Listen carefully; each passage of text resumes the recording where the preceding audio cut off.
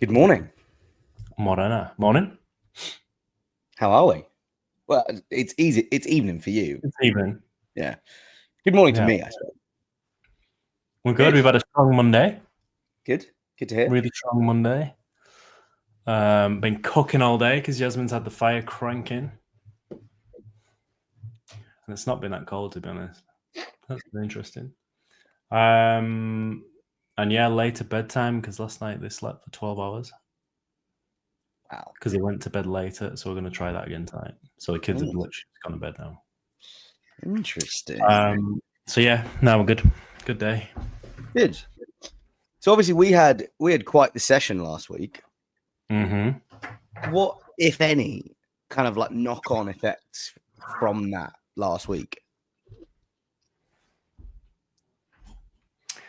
I think I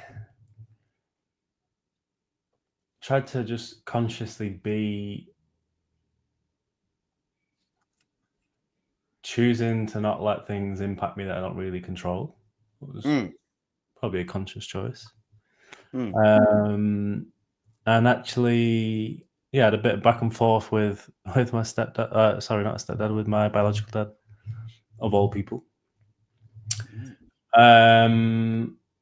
So yeah, that's probably my biggest takeaway from that session that we had, was just about choosing to let things go, or let things slide, or just not be negatively impacted by things that maybe previously would have triggered me. Okay. Can you give any specific examples? Yeah, I suppose so. One example would be Friday night. Yasmin went to a women's evening. It's basically a strip show. Called the Magic Men. That bigger. Oh, like Magic Mike. Yeah, kinda. Yeah, balls and all. Yeah. Yeah, and I think, and then she went into town after it, and yeah, and past time, like time's gone by, it would be kind of like not obsessing almost over like when she's coming back home. How come?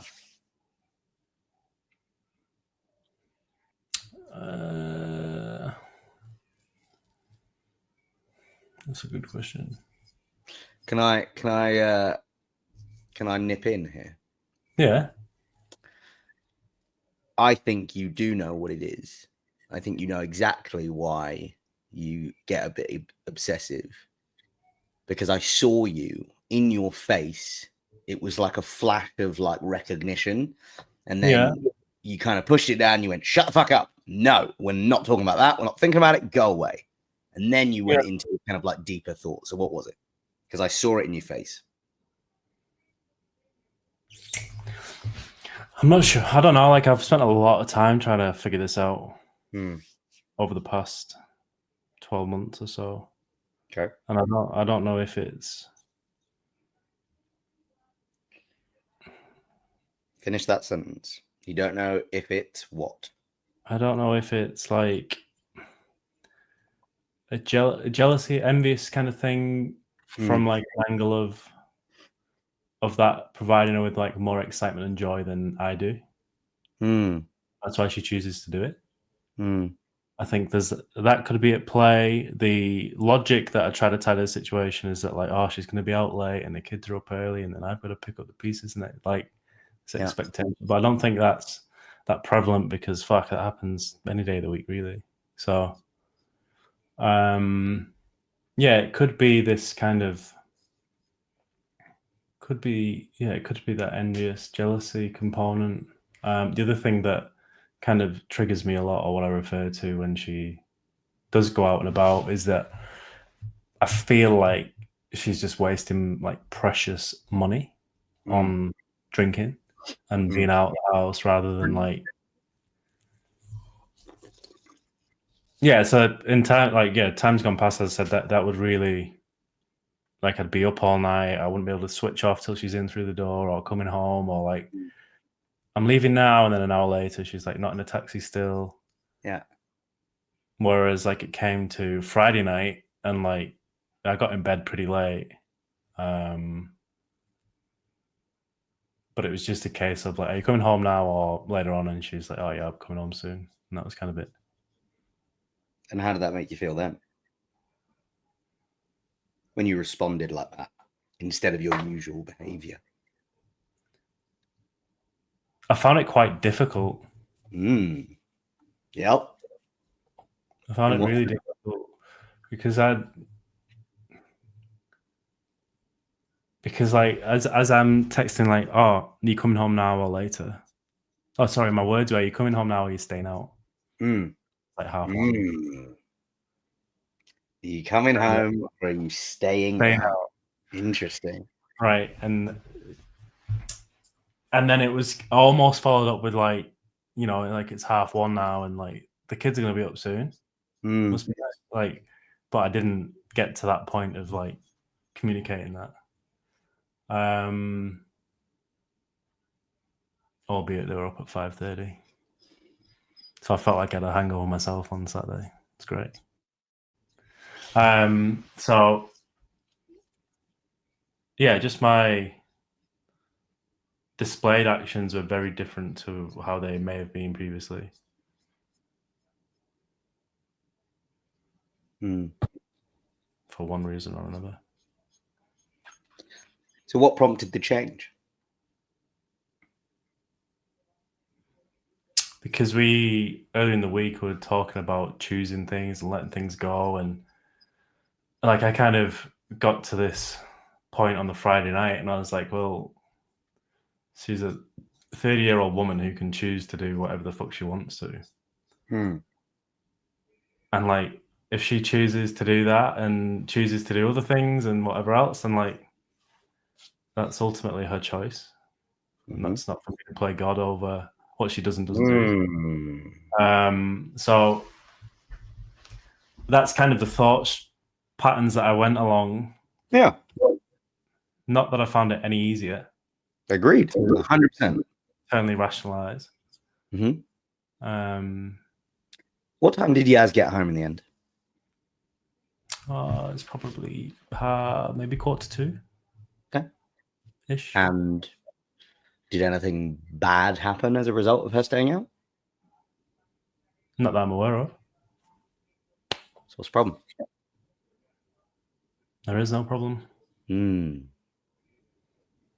So all of the other times where you freaked out about it historically. Yeah. What happened then? Was there a problem as you just have defined it? Meaning like an altercation when she got home? Is that what you mean? Or do you mean? What do you mean? So in the situation you've just described, right? So you texted Yaz and you said, hey, like, what's the deal? You coming home? You staying out? What's the plan? And she says, I'll be home in a bit. And then she comes back home. Yeah. Nothing really happened. There was no, you know, she wasn't off gallivanting with some other bloke. She wasn't, you know, I mean, there were plenty of other half-naked men knocking about, but I think that's just the nature of where she went, right? But that's full noodles. It looked, yeah. So like the whole time she was there, she was kind of like sending me videos and pictures and texts and fun of these bodybuilders with the cocks out, basically. Right. Some of them far too muscly for the appendages that they withheld, but that's okay. Whatever you need to help you sleep at night, mate. So to answer the question, no, there were no problem. Right. No issues. No. Well, were there no issues on any of the other times before as well? Or do you have a history of, you know, problems in that arena with Yaz, you know, doing the unspeakable and, you know, gallivanting off with other fellas or whatever else? No, right? No. Okay. So the actual situation was identical, but your response was different. So historically, right? You mentioned it at the start. It was almost this like jealousy, envy of, you know, her going out and doing whatever. Yeah. Is that going to satiate or satisfy her more than I do? Well, you've decided to make it comparative instead of complementary. That's a choice, right? Yeah. Being very cutthroat about it, you don't drink anymore, right? And that's no one's telling you that you have to, right?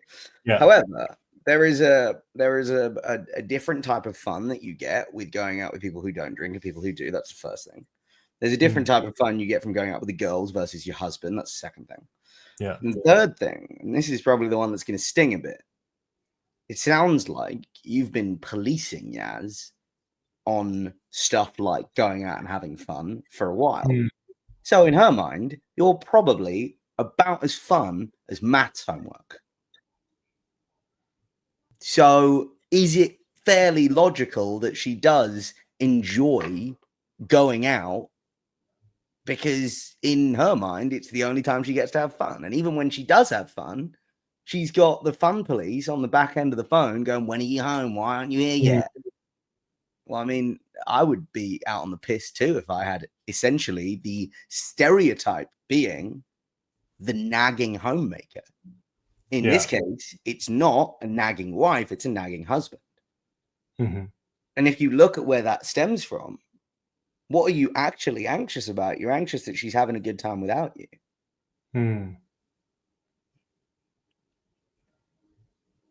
But the one time you didn't do that, it was hard. Did you ever blow up when you got home?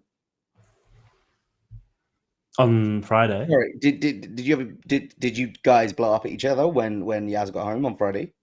No. Went to bed, had a cuddle. No, I went to bed and just slept. Yeah. There was no way I was having that demon breath face, and there's nothing worse. No, like when she came in and it was late. The baby's in our room, so it was just one of those like, we hear the front door go and I'm kind of go to sleep. Right. Ordinarily, historically, when you decided to have a bit of a nip, what happens then? Yaz comes home.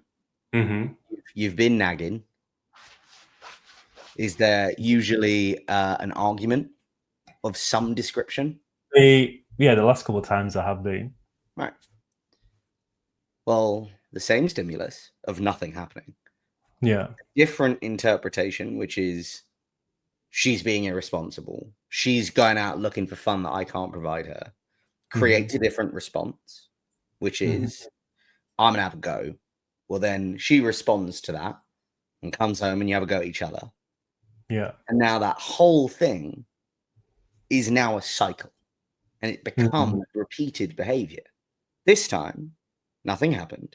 You interpreted it differently. You behaved differently. And you avoided that entire cycle. Why? Simply because you said, well, there is a different interpretation to how I immediately want to see this. And yeah, it's difficult and it's weird. And I don't particularly like it, but I'm going to choose it anyway.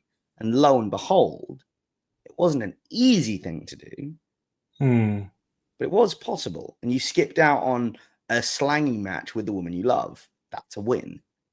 Yeah. Okay. The question goes back to why don't you think that you are enough? Is that a question? Or was that a statement? Bit of both. I'm going to ask a very pointed question. When you were more cash flush, did you care about this as much? This is an issue.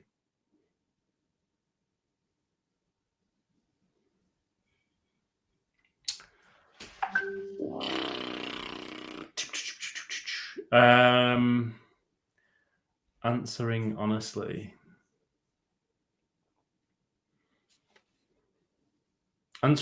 I don't. We've never been in a position where we are cash flush. So any disposable spend, I've always resented to some degree. And the kicker with that is obviously we've got 3 children. So Yasmin's been pregnant continuously for the last 4.5 years. So only in the last 12 months, it's really been a prevalent thing. She was a little bit like this prior to being pregnant, and then I had 4 years of a very different being with her being pregnant. So it wasn't. It's reasonable that she wants to go out and enjoy herself. Fuck no. Why is that? Because I'm enough.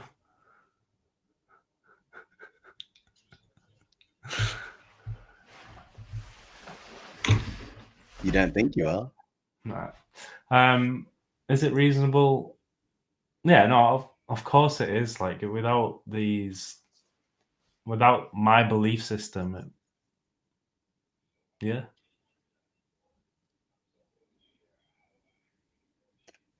The thing that is curious to me here is you've got this weird dichotomy in your brain between the logic you're using to justify the behavior of, well, we haven't got the cash, so you shouldn't be doing it. Yeah. But it's rooted in something deeper than that. It's rooted in this idea that she's going off and having fun either without me, which is a loneliness problem, and that's probably you don't have your own mate, so therefore you feel like she's trading out. Yeah. Or she's having fun, and that fun is more than I can give her. Like, she has to go outside of me to get enjoyment, and that makes me feel sad. The reason I asked about, was this the same when you were cash flush, is because what I was trying to figure out was if this problem really only surfaced now that you're, let's say, less cash flush, is this you think you're going to be replaced with a richer or more able to provide model? Because that's the thing that a lot of women get scared about is, their husband is essentially going to trade them in for a younger model. Well, a lot of men get scared of the same thing, and they think that their wife is going to run off with someone who is richer or, better looking or more powerful or whatever, right? It comes in varying forms. But, wealth is a very strong signal and predictor for men. So I would guess that was the fear now that times are tougher. But if you're saying that it's never really been prevalent, as in the behavior itself, then you have no basis for, that idea or argument. I don't live into that belief, no. I don't think that's a play. Okay. Well, big city vibes, it may well be, but not where we live. Say again? So big city vibes, it possibly could be. Unless there's a farmer we've got our eyes on.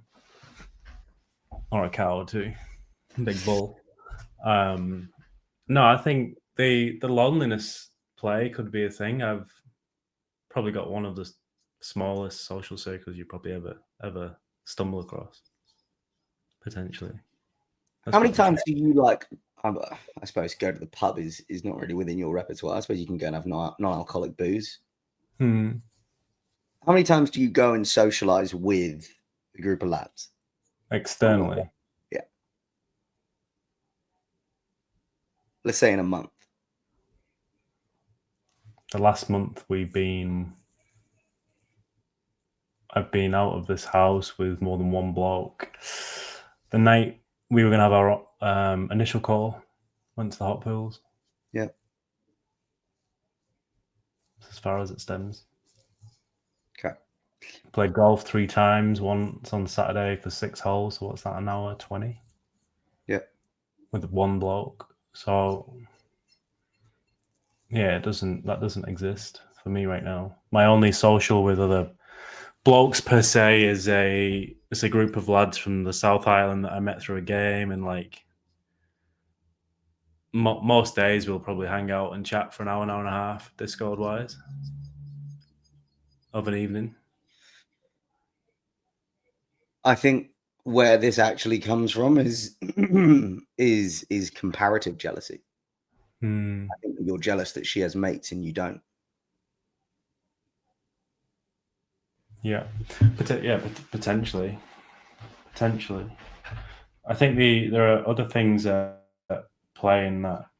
Yeah, it's like anything. Her social activities, obviously, they revolve around that sort of stuff, which is always like late nights, out the house, kids down.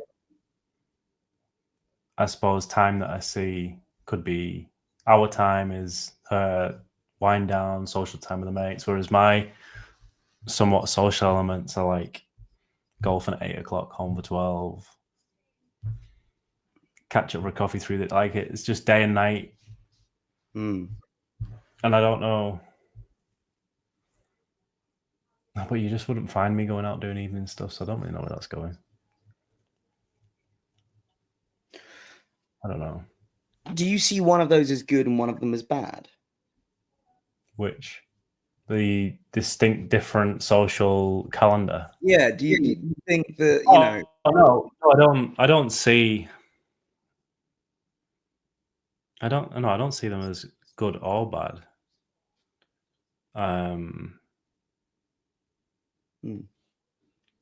Because, yeah, I guess I get my social stuff during the day when she's managing the kids, and then she gets her stuff when the kids are in bed and there's nothing to worry about or to look after, or it just kind of means that our together time is very seldom post kids being in bed. God, I say that like she goes out every night of the week. That's not true. God, I'm just talking shit on the fly. Just constant utter waffle. Yeah, I don't know. Do you make time to do things together, just you two, like mummy daddy time? Are you there? Are you talking like date stuff? Yeah. Activity stuff? Yeah, so typically, religiously, we've got a Friday coffee in the morning. We do every Friday. I think this Friday we've got a wedding photo shoot together, potentially. What? No, A wedding photo shoot? Well, this is the thing with Yaz, because I'm super isolated and she's like the most popular person in the whole city that we live in. She's ended up... sarcastic or not? No, she is. I've been roped into doing a photo shoot on Friday at a wedding venue. So we'll get married again. I was going to say, I thought you were already married. Yeah, no, keep going.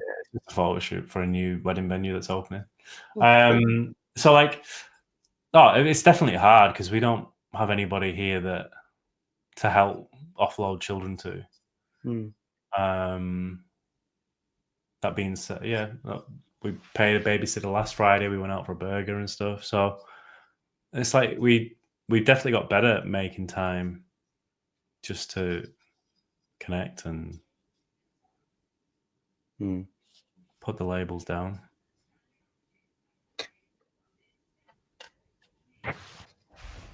Because in part, what it sounds like is you're lonely, she's so...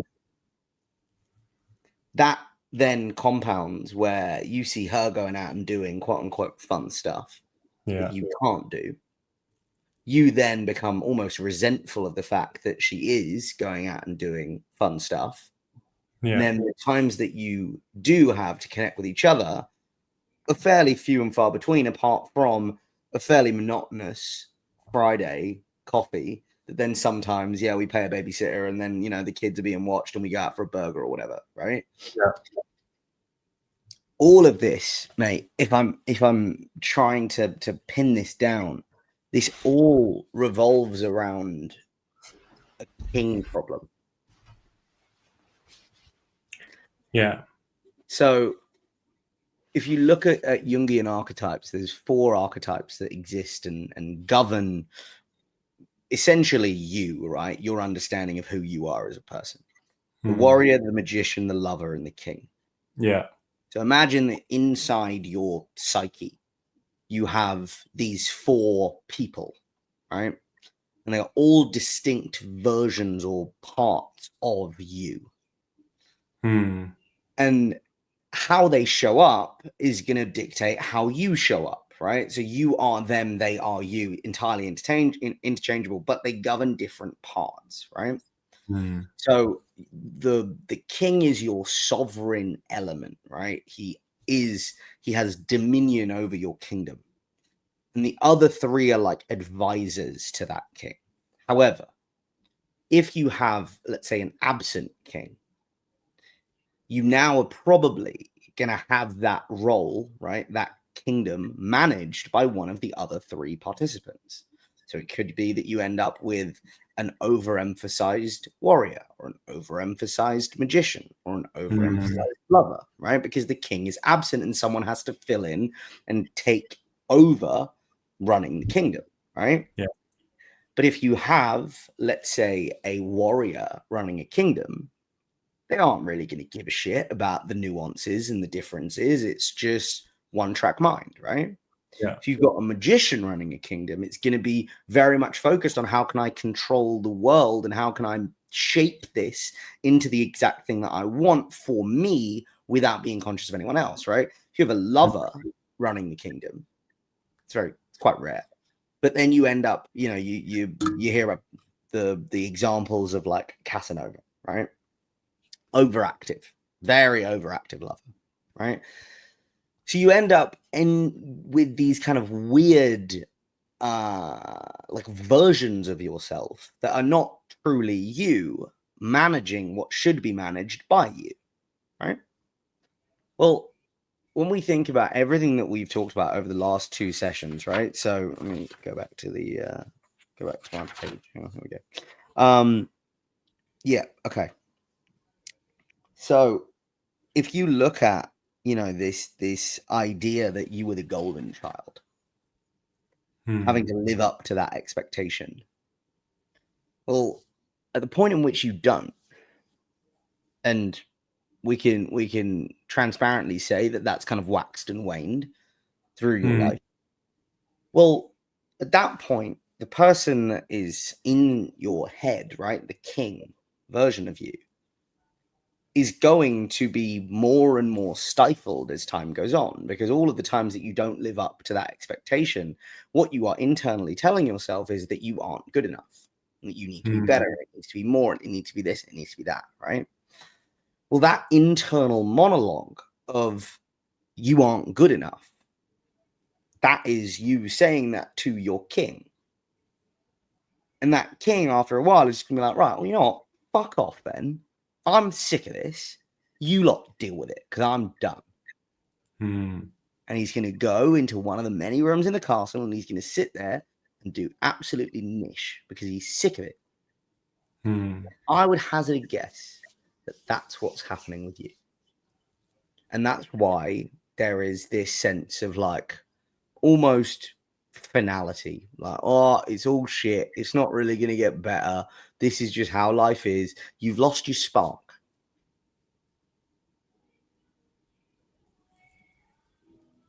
Do you feel like you have energy most days, or do you feel like you're just getting through it?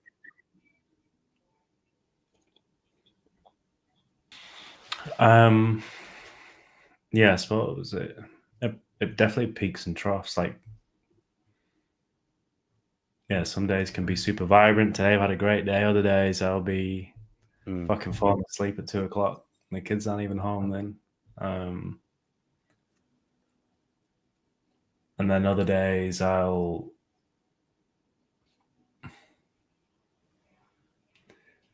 just want to fucking end it. In what sense? In the literal sense? Or? Yeah, if I don't, yeah, and I don't know if that's just a sensationalism of, yeah. So it ebbs and flows. So have you had that idea before? Over the last 31 years? Yeah. Like how outside of the last 12 months, no. Okay. So what made the last 12 months so tough, damaging, whatever? I think my financial situation and just not seeing anything moving or progressing. Don't know how to get out of it. Don't know how to improve my situation. What does it kind of leave behind or not? Was kind of where it all stemmed from. And it became like a daily thought, actually, for a while. Okay.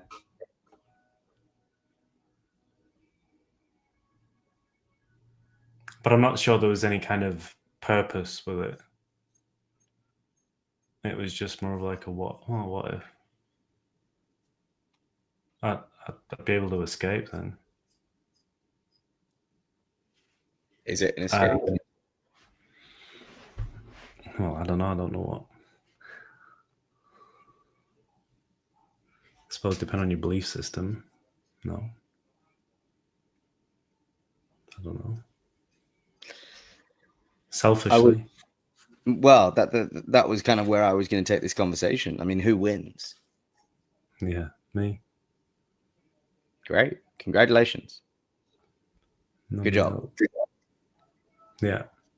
And now you've robbed the kids of a dad. Yeah. Yaz of a husband. Josh of a business partner. Because you were uncomfortable and sad. Mm-hmm. Alternatively, this is a feeling. It's comfort. It's all it is. It is that sense of never-ending struggle. But that is a feeling. Do you control your emotions, or do your emotions control you?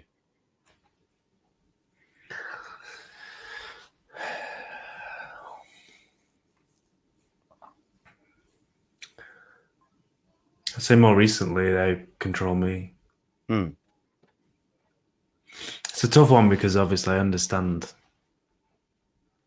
behind that we control our thoughts, and thoughts drive our feelings, and feelings drive our emotions, and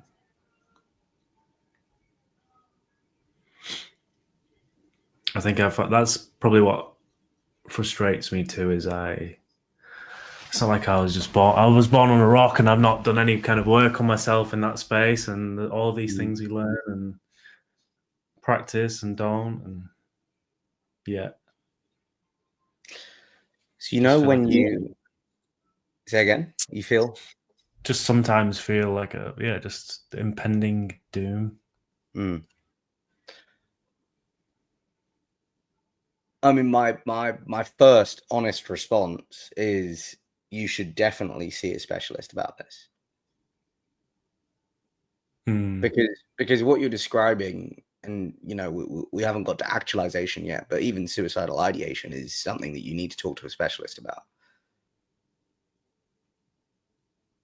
It's one of those things that, especially in men, gets talked about way too late, if at all, right? And look, I'm not saying that you need to get medicated or end up sexing yourself because you're a danger. I don't think that you've gotten to that point. But number one, that's out of my fucking pay grade. I'll be honest, it's way out of my fucking pay grade. But number two, the fact that you're comfortable talking about it means that you are way more developed in that world than a lot of guys are, and that means that you're probably going to be way more receptive to something like talking therapy. And the fact that we can do this is probably a sign that this sort of thing will be helpful for you. And the goal for that is to help you understand your own emotions, right? And yes, you can do all of the work under the fucking sun. But if there is deeper rooted, more problematic causes that, reside within that, then you are doing yourself a disservice by not going and taking every measure that you can to remedy those issues, right? Now, what I will say is, look, like, I will help as much as I can, but the last thing that I want to do is say I can solve this problem wholly and completely And so you shouldn't be looking at other avenues to do it, because I think that's naive, number one, and two, bad advice. Yeah. So if over the last 12 months, that's how you've been feeling, dude, go talk to a specialist, and don't be a bloke about it and be like, oh, it's fine. I don't really do it. Like, just fucking do it. Right. And don't do it for you, because you don't want to do anything for you right now. That's the biggest fucking problem that you face, is you don't want to do anything for you right now. So don't do it for you. Do it for Yaz and the kids. Yeah. Right. If you found a giant fucking lump on one of your bollocks, and you're like, it's fine, you probably wouldn't, right? You'd probably go to the doctor. Well, this is the same issue, right? So if you're telling me now this is something that you've been talking about internally, and you're in the the caverns of your own mind for the last year, and it hasn't gone away, this is something you need to address. Hang on, your question was ever before. Yeah, and you said it's popped up over the last 12 months and it hasn't gone away. So you said it hasn't been around for the previous 30 years, and then over the last year it has. Yeah. So okay, no, I'm not disputing it. Okay. This is one of those things where you kind of don't really want to treat it as a non-issue, because if you do, that's where problems really start to arise.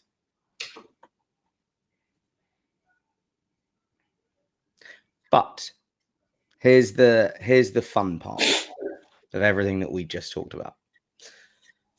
So there's a really interesting phenomenon called the nocebo effect. You know what the placebo effect is, right? Yeah. You give someone a sugar pill and they think it's the drug, and then the drug works, and they're like, oh, it's a miracle, right? Same thing. Well, the nocebo effect is the inverse of that, where when you warn someone about the downsides or the complications or the side effects of a medication, they will then get those things. Yeah, interesting. So the more you are warned about the negative implications of something, the more likely those negative implications are to arise, which makes no sense until you realize that the body will replicate the mind. Yeah. Right? So me telling you, hey, you need to go and see a specialist, this is something serious, actually will have the negative impact that we are trying to avoid simply by you being more aware of it, right? So we've got to be able to play within and color within these lines.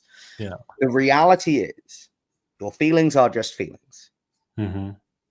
You are in control of your feelings. Why?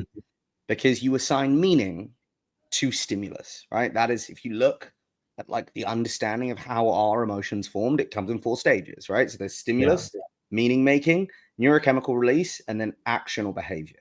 That is the classical understanding of how feelings are formed. Yeah. Okay.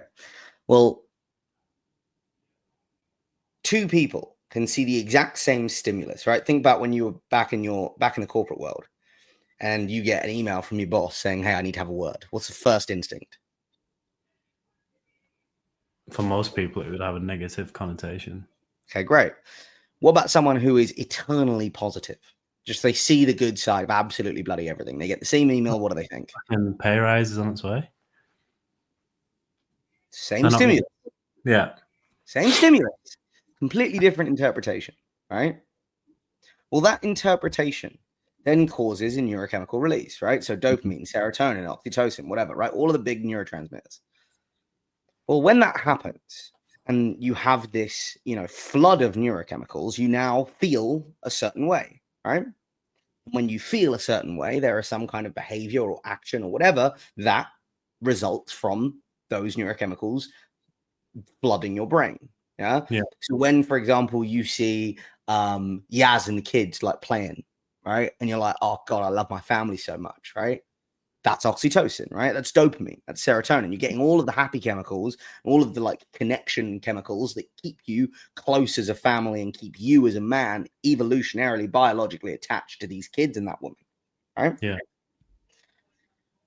Well, when you're stressed, your current situation, this is where it gets completely counterintuitive, and this is where perspective matters a lot, because the moment that I tell you this, you'll start to reinterpret your own emotions and feelings, and it will be helpful, but you kind of got to let me run on this one, right? So women primarily bond through oxytocin release. That's why way back in the day, before Yaz, if you were a bit of a, let's say, a shooter, and you were going out on the town, sleeping with who knows what, whenever, wherever, a lot of the time, those girls get very attached very quickly. Why? Because during sex, women release a lot of oxytocin. Men release some, but not a lot. So that bonding that happens during sex is an oxytocin bond. And that's why they get like love struck. And men don't really get that. Some men do, but far less on average than women. However, men don't bond through oxytocin. They bond through vasopressin. And vasopressin is a stress hormone. So when times are really tough, like now, your brain is constantly being flooded with vasopressin. And it only really gets released when you're stressed. And what that is doing is bonding you to your family, because the fear that you have is that you can't provide for them. And that fear can either be the signal that your life is shit, or it can be a reminder of why you're doing all of this in the first place. Because theoretically, you could up sticks and just fuck off. Sack the wife, sack the kids, who cares? They'll figure it out. And you go and live in a one-bed flat by yourself with fuck all expenses, your PC, ramen noodles, no mates, your expenses go down to nothing, and then you got no worries, right? Theoretically, you could do it. Yeah. But you don't. Why? Because this isn't a logic issue. This isn't an actual, well, my finances are so screwed that I am struggling to make the right logical choice. Where you are is bonded, vasopressin bonded to your family, which is a beautiful thing, but it means that that stress that you feel is not a negative. It is merely a signal. And it is a reminder of the severity of your current situation, because your brain and your body are telling you, fix this because look at them. This is what we're doing this for. We love them so much that we are prepared to suffer. Right? So now when you think about the stress and the impending doom and whatever, instead of seeing it, right? Because this is the meaning making part. We've talked about the chemical release. We talk about the meaning making part. What if the meaning making part is, this is not a categorization of my life. This is a reminder to me of how important my family is, and how much I love my wife and my kids, and all of the things that I would give up and sacrifice for them. Well, at the point in which it becomes that, how do your actions change on a daily basis?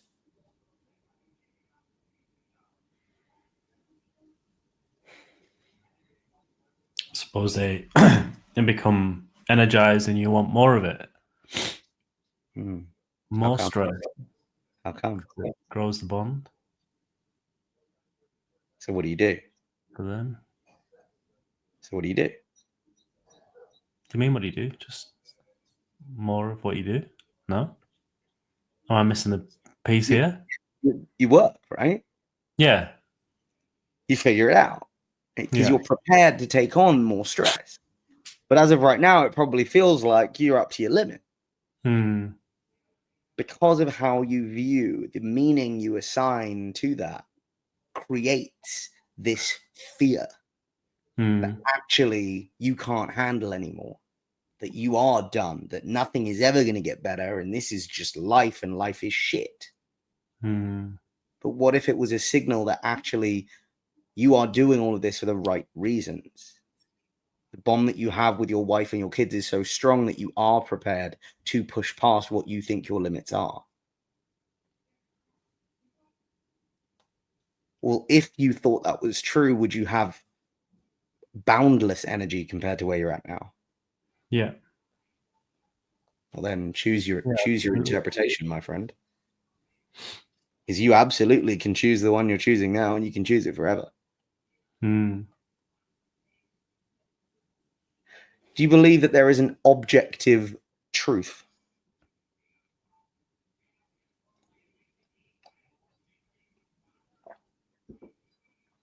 I don't believe there is now. Okay. In what sense?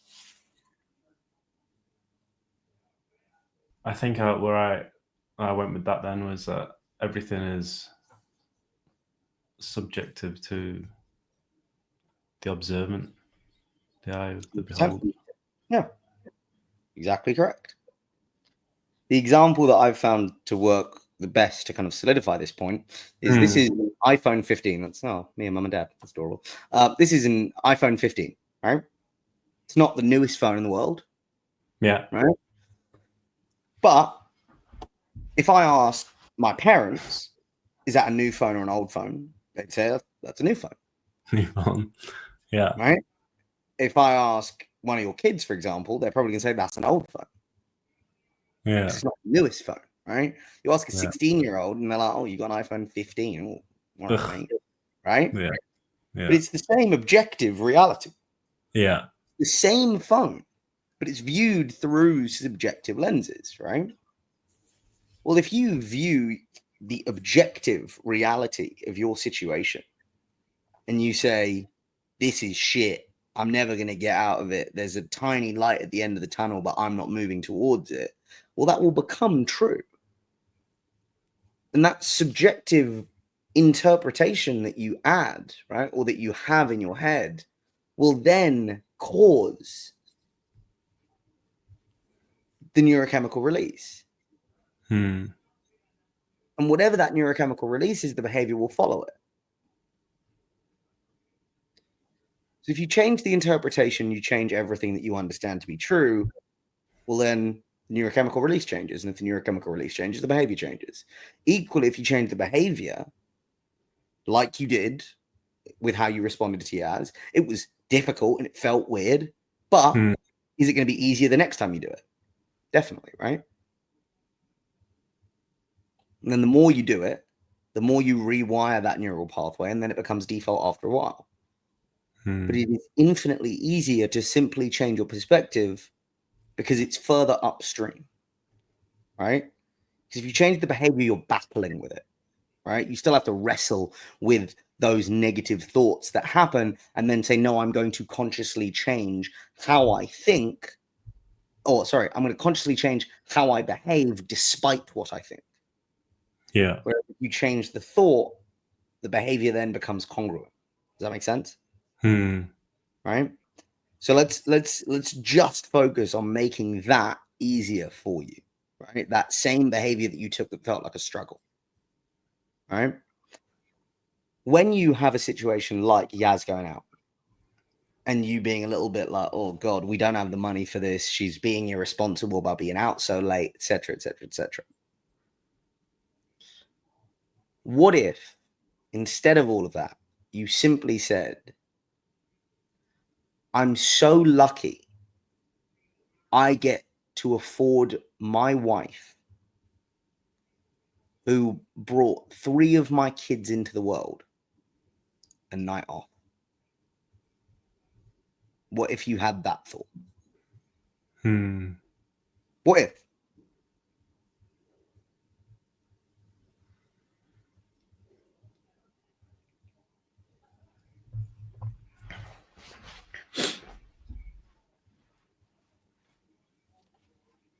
How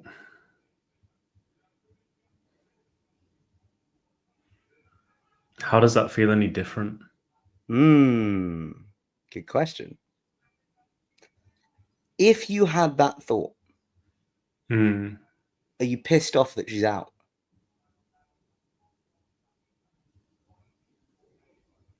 No. If you're not pissed off she's out, Yeah. are you going to try and police her and guilt her by using phrases like staying out? Yeah. Probably not, right? No. Okay. Well, if you are doing those things, are you going to cherish the time that you have with your kids instead of being frustrated that Yaz isn't home?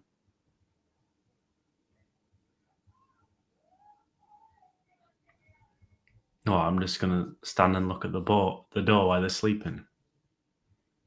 This is all post children sleeping, right? So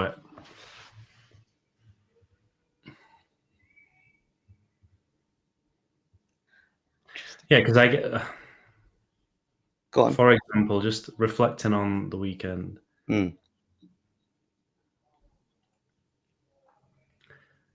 Whilst she was out, I told myself maybe the 3 days leading up to it actually.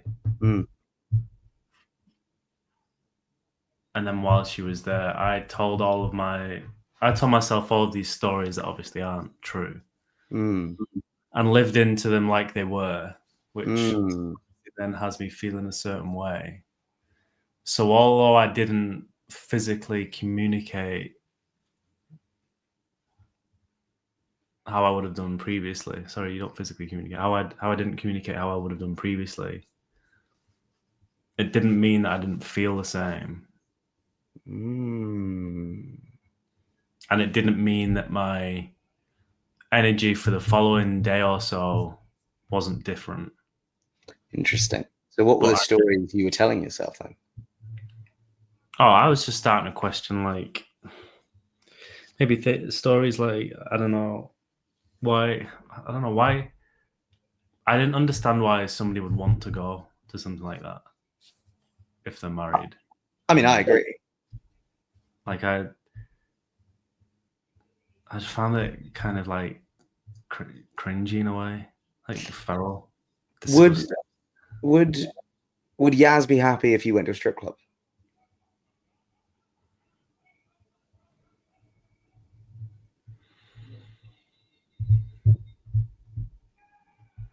I'd like to think not. Okay. But I couldn't say for certain. Have you ever been to a strip club since you've been married? With Yasmin. Hey. And I think it's pretty clear that she wouldn't give a flying fuck. It was the opening night of the only strip club in town. Okay. So it was a group kind of, should we go and see what's going on? It wasn't like an intimate, seedy, fucking weird evening.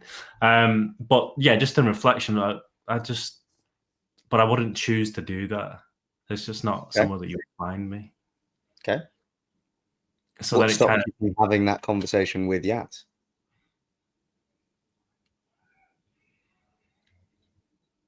Because I didn't want to feel like I was squashing something that she was excited about. True. Looking forward to. True.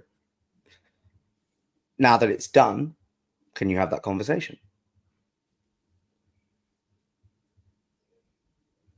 Because it feels like this is essentially violated a boundary of yours, which is I wouldn't do the same thing, or would you? I would hope not. If this is your response to Yaz going and doing it, the equal and opposite must also be true, right? Like you can't have this opinion about her going to Magic Mike, Dick Swingers United, whatever it is, and then simultaneously be like, well, I go to strip clubs because I think insert, reason. Like you have to have both sides of this. Otherwise, we're not talking about an equality issue. We're talking about you don't like her doing it, but you can, which makes you a hypocrite. Yeah.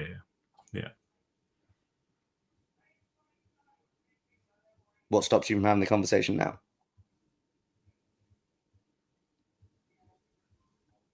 I think because I was trying to hold on to this sense of achievement in not having a conversation about her going out.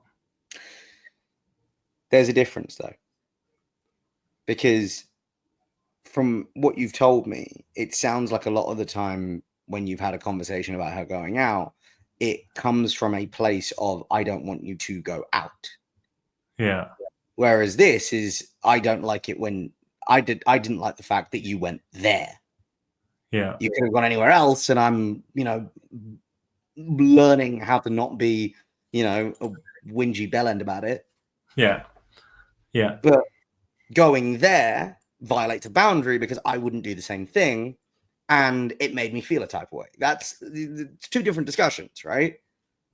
If you follow that with, and it pisses me off that you go out, well then, yeah, you're conflating problems. Yeah. Right? But if you have a problem with Yaz going somewhere like that because you wouldn't do the same thing, I think that's a perfectly reasonable discussion to have as a married couple. Right? That's a boundary. And if she says, well, I don't care if you wanted to go and do it, the response is, it's not that I'm worried about whether you would care if I did it. This is about me not being comfortable with you doing it because I know that I would never do that, right? You're not moralizing a preference here. You're saying this is a boundary. And going and looking at other people naked, even if it is in a, you know, a burlesque setting or something else, right? Cabaret, burlesque, whatever. Fucking theater. Yeah, exactly, right? Yeah. It's essentially 21st century, you know, cabaret show. Yeah. Yeah. But if that's something that you don't want within your marriage, you are allowed to voice that. Now, she doesn't have to agree to it. Yeah. Right? She's an adult. She's going to make her own choices. Yeah, she's going to get fucked. So. Yeah, exactly. Right? But you are still within the confines of that, allowed to make your voice heard. But if you do it within the confines of, and I don't like it when you go out, you can fuck the whole thing up for yourself, right? This has to be a centralized discussion about a central point.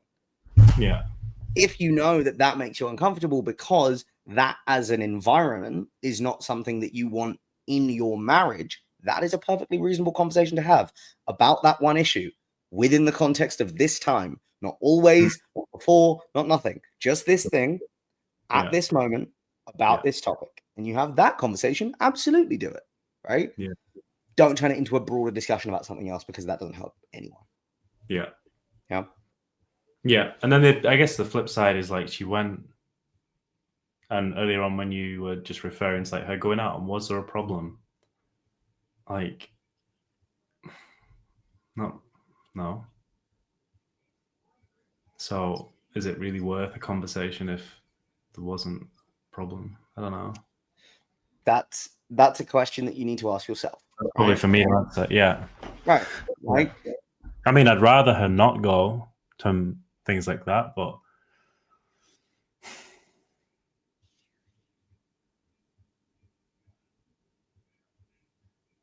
I could have just voiced my feelings when I found out it was on the card.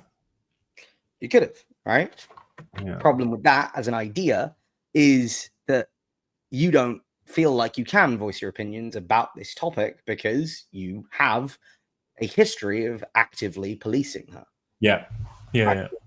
So there's a perfectly logical explanation as to why you didn't. Yeah. However, if we go by, you know, past behavior, I think it's probably a good thing that you didn't, and you learned how to sit in that discomfort. But now, can you go and have a reasoned discussion about it? Absolutely, right? But again, about this central issue, about one thing, about this time, and not about her going out overall, it's going out there. And that's okay. You're allowed to voice it, right? And what you have to be conscious of is, if you're going to go down this road of having that discussion, you're doing this because you value the relationship and you want open communication. Because otherwise, you just soak it, right? And then you feel like you can't say the things that you actually feel, and that will build and breed into resentment. Yeah. Yeah? Yeah. Okay. That's your homework. Have that conversation.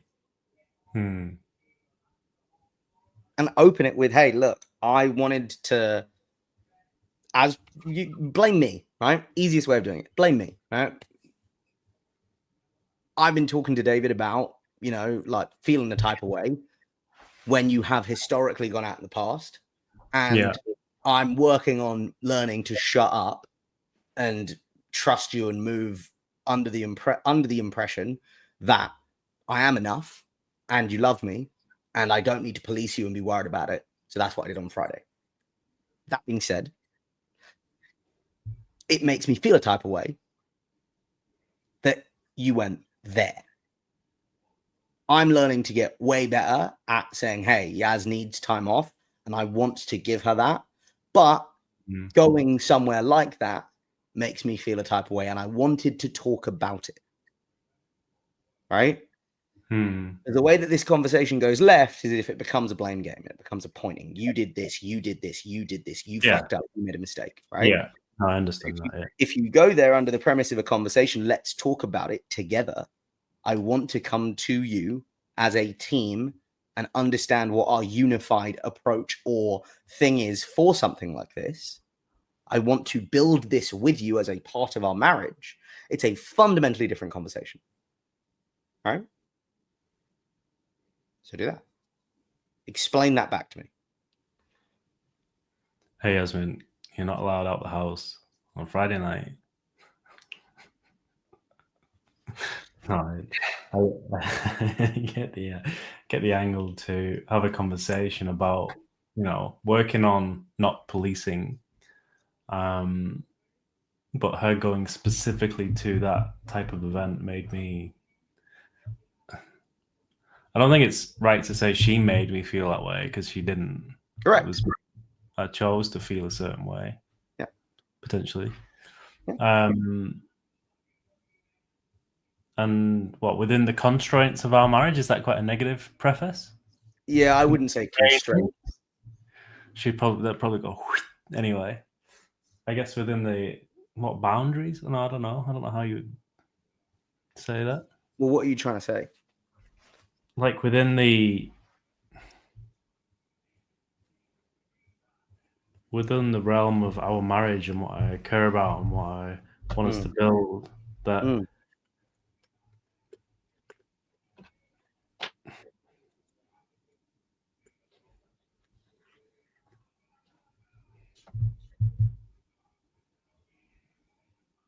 yeah, I suppose events like that just I don't perceive to help build. How come?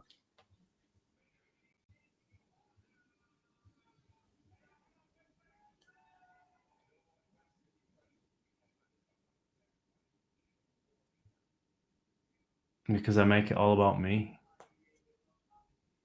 from a sense of like through the week, seeing her be excited about going to this event on Friday and getting there, and it's like, as you can imagine, I don't know, 700 married women in a room, like frothing over these blokes. Part of me was like, if you had that same level of intensity of excitement, as a general comment here, with the marriages that you're in, that probably wouldn't be an appealing place to be. Is what I led with, and then I kind of made that mean, well, that's obviously a reflection of me then, and I'm not like them blokes, and and that's kind of where it all kind of started to spiral. And earlier in the day, she caught up with a friend, and her friend was like, I was at the gym and all the magic men were in training. Fuck, they're really good looking, And it's like, oh yeah, this makes me feel great when we're having conversations about intimacy and connection, and then you see way more excitement around this one-off event with these random blokes that you wouldn't pay $60 on the street just to go and grow up, like. But now it's normal to do an event on a Friday. I don't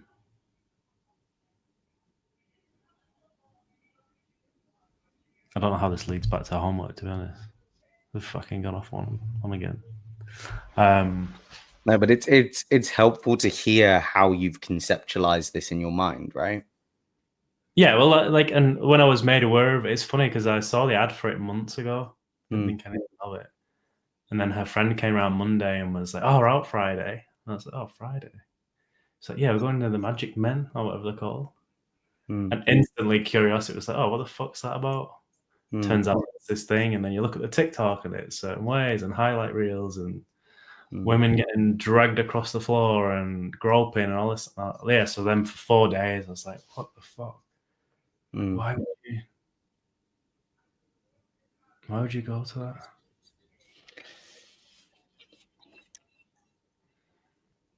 I think the word that you're looking for is within our marriage. I think you're trying to add an extra word there for no reason. It's not about boundaries. It's not about constraints. It's not about anything. It's about within the relationship that you have that you're working on. Yeah. So maybe it's within the marriage that we're building. Yeah.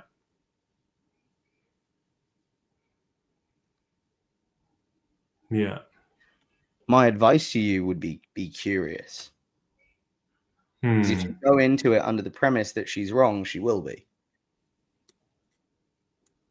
No, she isn't wrong. I don't perceive it to be wrong. Because there is no right or wrong. It's just something that she chose to do and tend, and I don't know. I think curious is a great term for it, just to understand. Yeah. I don't know what the appeal was, or was it just something she got invited along to, and she's like, yeah, okay, so I'll go. Could be as simple as that. The chick she did go with ended up on stage, and which I got a video of. But then obviously instantly, like, and she's dropped it in the family chat, and the family's like, oh my God, Yasmin, like, what? And grandma's like, oh my God, I can't cope with this. I've got a weak bladder. But the back of my mind, all I could think was like, Yasmin's going to end up on that stage. That's going to be Yasmin. Why the fuck's Elise on that stage? Like, why is she grow up? She's mad. Like, that's where my brain went. And she's like, oh, Andrew is all good with it. And I'm thinking, how can you be all good with it? Yeah, I don't know. But again, these are questions you're having about the boundaries that exist within your marriage, right? Because we're essentially talking about a violation of expectations. When I signed up to this marriage, other people were off limits, and just because it's within this context, those rules still exist. Yeah. Right. And that's why in your mind that expectation has been violated, and that's why you feel wronged. Yeah. Well, number one, go and be curious and find out what the deal was. Yeah. And if it is, and by the sounds of it, it is, and for me personally, and this is nothing more than a personal opinion, that is out of bounds for me. Right? Like, I've never been to a strip club in my life, nor will I. Now, I say that having dated a stripper. So, like, it's a weird dichotomy, but I would never go there because I don't agree with guys going and ogling women, because I don't think that leads to a healthy or happy understanding of, one, women, and two, yourself. Now, again, having dated a stripper, that sounds insane, but I already know that that is how that works for me. I'm not saying anyone else should have to live by that mandate, but by the same logic, if I'm going to hold myself to that standard, I would expect my future partner to also hold herself to the same standard. And that would be stuff like that being out of bounds. Because if we hold ourselves to different standards, then what does that mean for the marriage that we create, where we're immediately on different footing, where the same thing is not acceptable for both parties? For example, right? Drinking. Perfect example of that same issue. Well, if I say I'm not going to drink, and it's a personal choice, and my partner says, I respect that, I'm going to continue to drink, it's a personal choice. If you can choose to be okay with that dynamic and not make it a problem, it can work. If, like your friend's husband, you say, well, I don't really care about that because cheating to me is at this level and that was down here, so it's irrelevant. Cool. You have to be okay with the levels that you set within your own marriage. But if you never talk about that and you don't know what those levels are and they remain unspoken, that's where the violation of expectation sets in. And that's the situation you find yourself in now, where this has not been spoken about. An internal rule in your mind that only exists in your mind has been violated, and now you feel a type of way about it. Well, if you're going to have that conversation and you set that boundary and she's like, oh, I'm so sorry, I had no idea that you felt like this about it, I'll never do it again because I don't want to make you feel bad. Fantastic, right? In the same vein, if she says, hey, look, like, I don't see this as a problem and I don't want to miss out on experiences with my friends, so if it does come up again, I'm going to go. You have to decide whether that is something that is going to be acceptable or unacceptable in your mind. And if it's unacceptable, you need to work it out as a couple, because at least from my perspective, there's no backsies, right? You're married, you got 3 kids. What are you going to do? You're going to throw your toys out the pram? Probably not, right? What you can't do is have resentment about something like this build because of a violation of expectations that the other people in the relationship weren't aware of. Yeah, that's why the homework is you got to have this conversation, because you're setting up the confines of what is acceptable and unacceptable in your marriage. And by the sounds of it, this is one that you do have strong feelings about. So go and have that conversation. Yeah.